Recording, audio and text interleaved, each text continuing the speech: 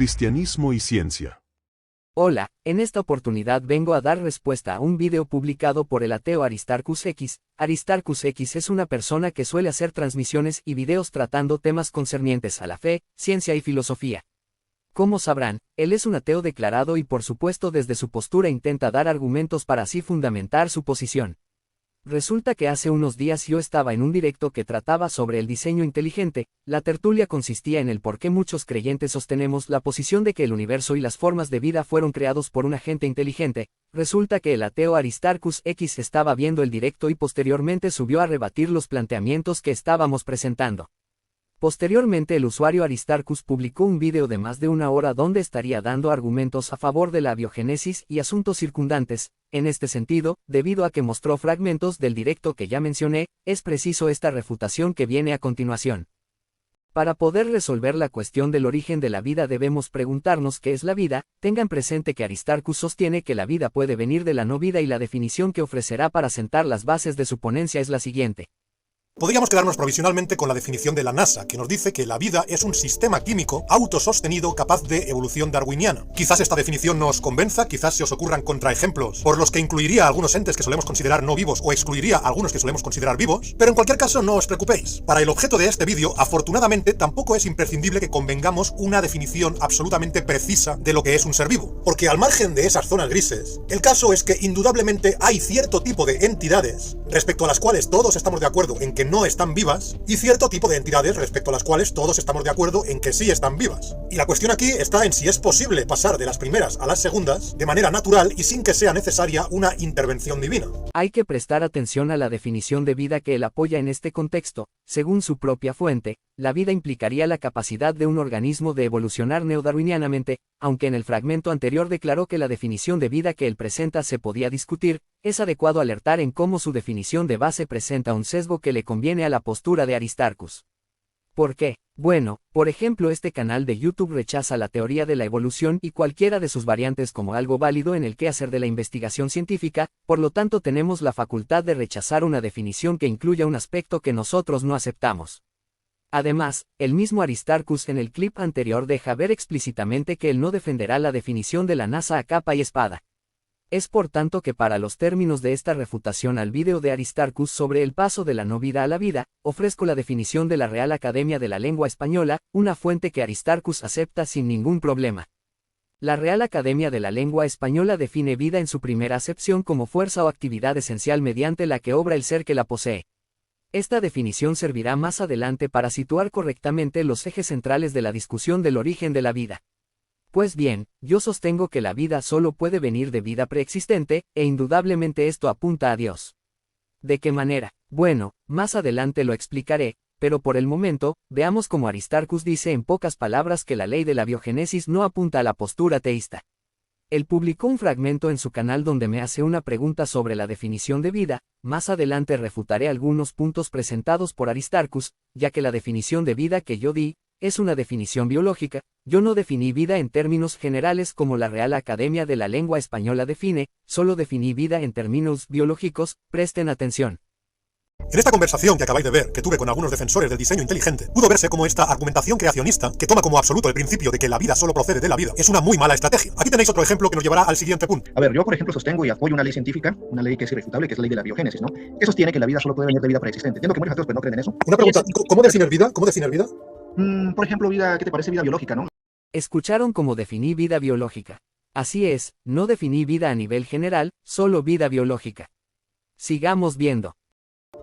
Por ejemplo, vida, ¿qué te parece vida biológica, no? La capacidad, vida biológica podemos definirla como la capacidad que tiene un organismo de crecer, no necesariamente reproducirse, porque hay organismos que son estériles, crecer, consumir cosas en su entorno, reproducirse, no necesariamente, ya lo dije, y morir. Si tu definición de vida, la que me has dado, es algo que crezca, no que se reproduzca necesariamente, aunque puede reproducirse, pero que crezca y muera, ¿no? Entonces, dices que la vida solo proviene de la vida. De vida persistente. Persistente. Vida biológica. ¿La vida biológica solo proviene de vida biológica persistente? Claro, yo creo que eso también lo aceptas vos, ¿no? ¿O eso no lo aceptas? No, yo no lo acepto, pero tú tampoco, ¿no? Porque si dices que la vida biológica solo proviene de vida biológica preexistente, tú que eres teísta, ¿para ti Dios es vida biológica? Bueno, te comento varias cosas. Vemos que sí, no, podrías responder sí o no a la pregunta que te he hecho. Te pregunto, Dios no es vida biológica, pero es fuente de vida eterna. De hecho, en el Evangelio según San Juan, Dios se indica que Él es el camino, la verdad y la vida, ¿no? Tú has dicho que tu postulado, ahora lo has dicho, se puede rebobinar y ver, que la vida biológica procede siempre de vida biológica. ¿Correcto? Vale. O sea, que vos negás, ¿no? ¿Dios es vida biológica, sí o no? No, te estoy diciendo Entonces, que no. tú realmente no defiendes que la vida biológica procede siempre de vida biológica, porque tú defiendes que la vida proviene de Dios y has dicho que Dios no es vida biológica, Dios no puede crecer ni morir. Ok, entonces ahora yo te pregunto a vos, dado que vos me hiciste una pregunta a mí, ¿es correcto que yo te haga una pregunta a vos? ¿Notaron cómo definí vida? Pues lo hice en términos biológicos, no definí vida como lo hace la Academia de la Lengua Española. Esto por cierto motivo, yo sabía que Aristarchus negaría la ley de la biogénesis, una ley de la biología. Si él me pide una definición de vida en torno a la biología, entonces le tengo que definir vida en términos biológicos, así de simple. Tengan en cuenta que la definición de vida en general que da la lengua española es la siguiente: fuerza o actividad esencial mediante la que obra el ser que la posee. Ustedes se estarán preguntando por qué en el clip anterior cito el Evangelio según San Juan. Por una razón muy sencilla, Aristarchus en su video dejó claro que el principio biológico de la biogénesis solo era un principio general, mas no universal. En eso tiene razón, pero se le olvida que lo general apunta a lo universal. Sabemos que la vida biológica no existió por siempre, tuvo que empezar a existir. La posición que defiendo es que la vida biológica fue creada por un agente con vida no biológica, es decir, un agente con vida espiritual. Y es así donde entra la ontología de Dios. En el Evangelio según San Juan se enseña que Jesús es el camino, la verdad y la vida. Si lo general apunta a lo universal, entonces el principio general de la biogénesis apunta a un principio universal, y es que la vida solo puede venir en última instancia de una fuente de vida espiritual. Por esa razón cité el Evangelio de Juan, ya que Dios es fuente de vida eterna, vida espiritual. Tengan presente que la definición de vida proporcionada por la Academia de la Lengua Española define la vida como fuerza o actividad esencial. Resulta que cuando se analiza Juan 14 en 6, nos encontramos con algo muy interesante. Para contextualizar debemos entender que hay varias palabras griegas diferentes para vida. Una es la palabra bios, que trata de vida a nivel material, es decir, vida biológica. Otra es la palabra zoe, que es vida a nivel espiritual. Resulta que Juan 14 en 6 utiliza la palabra griega zoe, que es vida a nivel espiritual, vida ontológica propiamente. Este interlineal griego del Nuevo Testamento explica lo siguiente, abro cita. En Juan zoe, significa vida espiritual, pero aquí el término carece de limitaciones y es inclusivo de toda vida, solo que no se trata de bios, forma de vida, sino del principio mismo o esencia de la vida. Esto es, lo espiritual detrás de lo físico. Fin de cita. Página 821. Como Aristarchus reconoció en su video original, la vida biológica no existió por siempre. Entonces, hay dos opciones: o la vida biológica viene de vida espiritual, o viene de materia inerte o materia no viva, que es lo mismo. ¿Cuál de las dos opciones es más razonable? Pues si lo general apunta a lo universal, la opción obvia es que la biología fue creada por un agente con vida espiritual. Ahora, veamos qué sigue diciendo Aristarchus. Todo esto puede resumirse de la siguiente manera. Para empezar, incluso el teísta tiene que admitir que la vida, en su totalidad, es decir, el conjunto de todo lo que ha estado, está o estará vivo, es algo que o bien existe de manera incausada, o bien ha sido causado por algo no vivo. Lógicamente, no hay más opciones posibles. La vida en su totalidad no puede provenir de algo vivo. Estamos hablando de la vida en su totalidad, no de un ser vivo en particular, que sí que puede provenir de otro ser vivo. Pero la vida en su totalidad, el conjunto total, solo puede o ser incausado o haber sido causado por algo que no estaba vivo. Y supongo que de esas dos opciones, el hecho de que el teísta elija una u otra dependerá de si considera que Dios es un ser vivo o no. Si considera que Dios es un ser vivo, podrá decir que la vida existe de manera incausada, porque Dios, como primer ser vivo, existiría, según el teísta, de manera incausada. Y si considera que Dios no es un ser vivo, tendrá que decir que la vida fue causada por algo que no estaba vivo. Curiosamente, si tomamos definiciones de vida como la de la NASA o como cualquiera de las que he comentado anteriormente, Dios, tal y como lo definen la inmensa mayoría de apologistas, tanto clásicos como neoclásicos, no sería un ser vivo bajo ningún concepto. Aristarchus mete la pata al afirmar que bajo ninguna definición Dios es un ser vivo. De hecho, en múltiples pasajes bíblicos, se describe a Dios como alguien vivo. Es más, Juan 14 en 6 lo deja claro. Este error sucede por la definición que él mismo pone, ya que como Dios no es biológico, entonces según Aristarchus Dios no puede estar vivo. Recordemos que la definición de vida por la Real Academia de la Lengua Española define vida como fuerza vital de los individuos. Llegados a este punto, Aristarchus procederá a fundamentar su postulado de que la vida puede surgir de materia inerte e inanimada. De hecho, este video que publicó, trata de presentar una ruta al menos razonable de cómo la vida podría haber surgido sin intervención de un diseñador inteligente.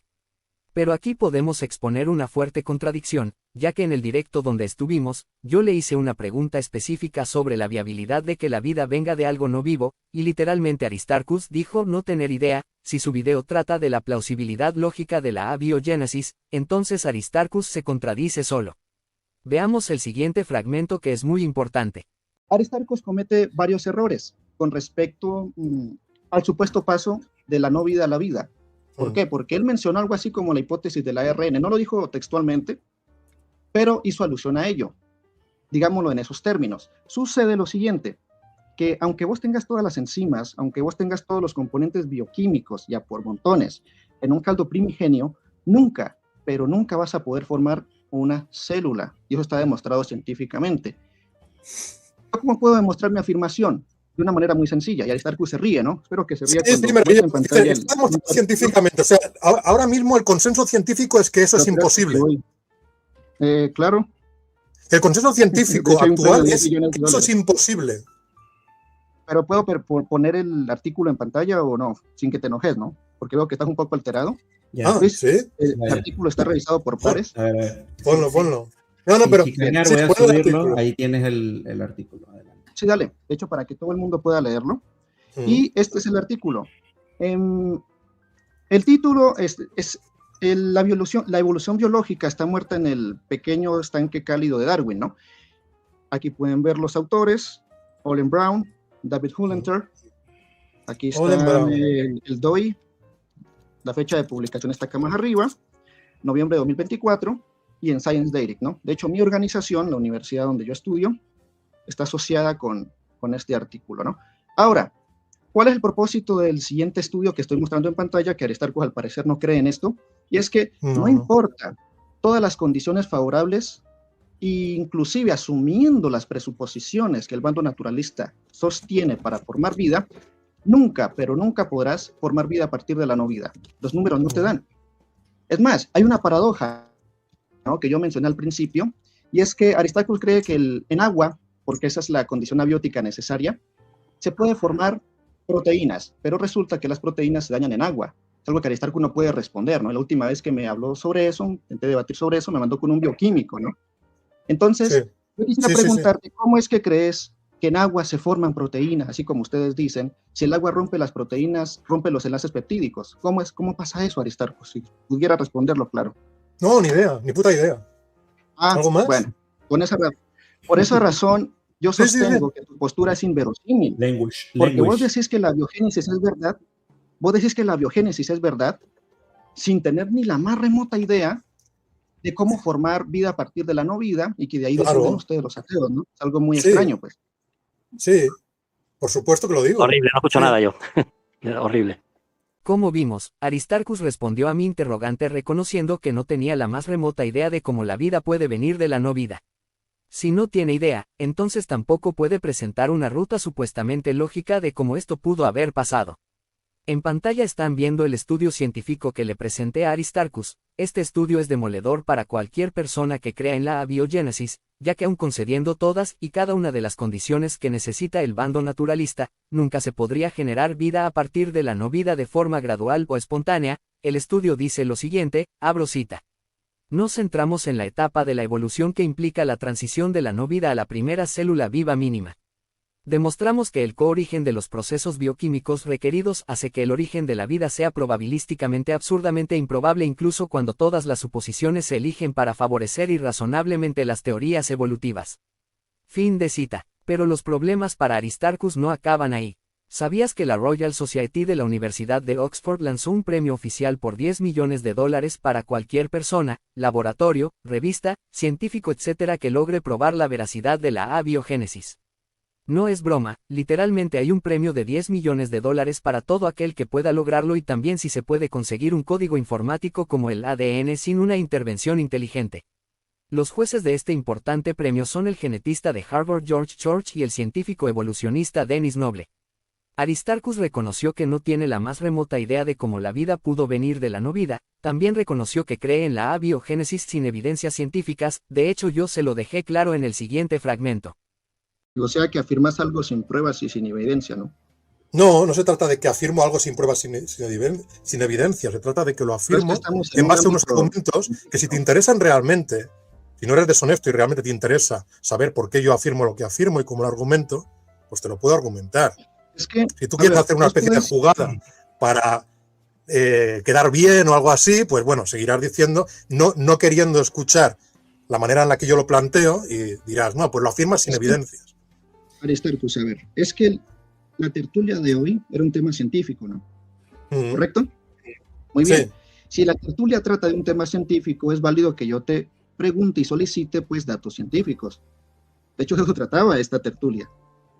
Con las fuentes que puse, podemos afirmar legítimamente que no es posible el paso de cualquier tipo de materia inerte a vida. La postura realmente fantasiosa de que unos químicos en el agua del océano primitivo prosperaron hasta formar vida no tiene sentido alguno. Aristarchus en la siguiente sección atacará con mucha torpeza el diseño inteligente, veamos. Otro argumento apologético un poco menos malo es el de la complejidad y la inteligencia. Me refiero básicamente al famoso argumento del relojero popularizado por William Paley. La idea aquí sería que los seres vivos que observamos presentan una enorme complejidad. Y por cierto, aquí voy a hablar de complejidad entendiendo por tal lo que, haciendo una interpretación caritativa, asumo que entienden por tal quienes utilizan ese término en este argumento. Es decir, si bien estrictamente hablando podríamos describir como compleja cualquier entidad compuesta de elementos diversos, para ser caritativo y reforzar el argumento de los teístas, tendré en cuenta que no solamente estamos hablando de seres compuestos de elementos diversos, sino que además esos elementos parecen distribuidos según un orden y parecen cumplir una función orientada a la supervivencia y a la reproducción del ser vivo. Pues bien, lo que dicen algunos apologistas es que para que se forme algo tan complejo como un ser vivo, a partir de materia no viva, sería necesaria la intervención de una inteligencia, un diseñador inteligente. Ya sabéis a qué argumento me refiero. Mirad qué complejo que es el ADN. Mirad qué complejo que es el sistema circulatorio. Como es tan complejo, claramente un ser inteligente tiene que haberlo diseñado. Ese sería el razonamiento. Aristarchus comete otro error, ya que entre líneas Aristarchus deja ver que se deduce diseño inteligente a partir de la complejidad y esto es erróneo, yo anteriormente se lo había dejado claro. Debemos entender que se deduce diseño a partir de las características propias del diseño. Si los organismos tienen características inequívocas del diseño, entonces dichos organismos fueron diseñados. Ahora, como el contexto de su ponencia es la fundamentación al menos razonable de la abiogénesis, le concederé todas las condiciones para formar la primer célula viva, es más, le concederé todos los componentes esenciales que son propios de una célula. Esto lo hago ya que según él, concedió caritativamente la definición de complejidad para reforzar el argumento teísta. Entonces yo haré lo mismo, le concederé caritativamente todos los elementos de una célula, aún así. Esos elementos como ADN, ARN, enzimas, ácidos grasos, etc. jamás podrían formar una célula. El biólogo molecular Jonathan Wells explica por qué la abiogénesis es imposible, veamos. Con las condiciones de la Tierra primitiva, condiciones posibles, todavía estás lejos de producir una célula viva. Y aquí, ¿cómo lo sé? Si tomo un tubo de ensayo estéril y pongo un poco de líquido, solo con las sales precisas, el equilibrio justo de acidez y alcalinidad, la temperatura precisa, la solución perfecta para una célula viva. Y pongo una célula viva. La célula está viva, tiene todo lo necesario para vivir. Tomo una aguja estéril y pincho esa célula. Y todo su interior se vierte en el tubo de ensayo. Un tubo de ensayo pequeño y adecuado, con todas las moléculas necesarias para una célula viva. No solo partes de las moléculas, sino las moléculas mismas. Y no puedes obtener una célula viva de esto. Las moléculas no forman una nueva célula. ¿Qué te hace pensar que unos pocos aminoácidos disueltos en un océano te darán una célula viva? Es totalmente irreal. Ya se le concedió a Aristarchus todas las condiciones y biomoléculas que necesita en su cosmovisión atea, aún así, no es razonable sostener que la vida viene de la no vida. Ahora, Aristarchus atacará de una manera muy torpe el diseño inteligente, veamos. El primer problema de ese razonamiento es que asume la premisa implícita de que todo ser complejo tiene que haber sido diseñado por un ser inteligente. ¿Por qué deberíamos asumir que tal premisa es verdadera? Algunos la defienden señalando a artefactos complejos, como relojes, aviones o coches, que sabemos positivamente que han sido diseñados por seres inteligentes. Pero esto estrictamente solo demostraría que algunas cosas complejas son diseñadas por seres inteligentes. Es decir, de ahí no se seguiría que necesariamente todo ser complejo tenga que haber sido diseñado por un ser inteligente. La premisa 1 que presenta Aristarchus es errónea, ya que no se deduce diseño inteligente debido a la complejidad y menos en términos como él definió complejidad. Se deduce diseño debido a las características propias del diseño. Si los organismos tienen estas características, entonces se deduce que los organismos fueron diseñados. Aristarchus muestra unos ejemplos positivos de diseño: un avión, un automóvil, y algo realmente irónico es, que más adelante Aristarchus citará el libro titulado El gen egoísta por el evolucionista y líder del ateísmo moderno Richard Dawkins. En ese mismo libro que Aristarchus citará más adelante dice lo siguiente sobre los organismos en la parte 3, página 28. Abro cita: nosotros somos máquinas de supervivencia, pero nosotros no implica solamente a las personas. Abarca a todos los animales, plantas, bacterias y virus. Es muy difícil determinar el número total de máquinas de supervivencia sobre la Tierra y hasta el número total de las especies es desconocido. Si consideramos solamente a los insectos, el número de especies vivientes ha sido estimado, aproximadamente, en 3 millones y el número de individuos puede ser 1 millón de millones. Los diferentes tipos de máquinas de supervivencia presentan una apariencia muy variada tanto en el aspecto exterior como en sus órganos internos. Fin de cita. Vemos cómo Richard Dawkins indica que los seres vivos son máquinas. Aquí yo les pregunto a ustedes, querida audiencia: ¿toda máquina es producto de una causa primera que es un diseñador? Esto es realmente irónico. La molécula que estáis viendo en pantalla es una molécula orgánica, concretamente un aminoácido llamado glicina, que fue una de las moléculas complejas del famoso experimento de Miller y Urey, mediante el cual se demostró empíricamente que la formación natural de este tipo de moléculas orgánicas complejas era posible en un entorno con agua, metano, amoníaco e hidrógeno, aplicando ciertas condiciones para simular el entorno de la Tierra primitiva. Aristarchus, como de costumbre en su video, metió la pata una vez más. Él básicamente dijo que la formación de moléculas orgánicas como las que se consiguió en el experimento de Miller y Urey se podía lograr con condiciones naturales, repito, condiciones naturales y con una relativa facilidad y en condiciones que simularon la Tierra primitiva, palabras más, palabras menos. Aristarchus definitivamente hizo un video profundamente torpe. Un experimento dirigido por unos científicos no es simular una condición natural, mucho menos la atmósfera de la Tierra primitiva, puesto que el experimento y cualquier otro de esta índole se realiza en laboratorios especializados. Alguien que le explique a Aristarchus que ningún experimento hecho en laboratorios demuestra la formación natural de biomoléculas, para nada, eso en su lugar demuestra que es necesaria la dirección de una causa inteligente.